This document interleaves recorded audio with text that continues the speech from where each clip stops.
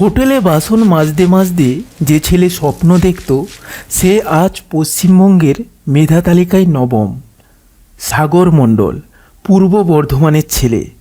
বাবা মা বাংলা ছেড়ে গুজরাটের আমেদাবাদে সাফাই কর্মীর কাজ করেন দুটো রুটির জন্য।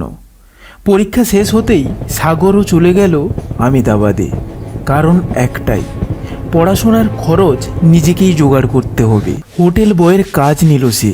বৃহস্পতিবার উচ্চ মাধ্যমিকের ফল বেরোলো। ইংরেজিতে ৯৯, অর্থনীতিতে ৯৯, ভূগোলে ৯৮, মোট ৪৬৮ পেল ৫০০-র মধ্যে।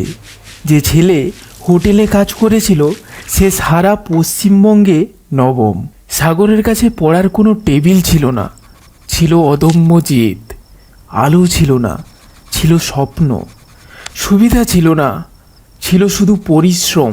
পরিস্থিতি যদি অজুহাত হতো সাগর আজ কোথাও থাকতো না, কিন্তু সে থামেনি। তোমার সামনে যা বাধা আছে সাগরের বাধার কাছে সেটা কতটুকু?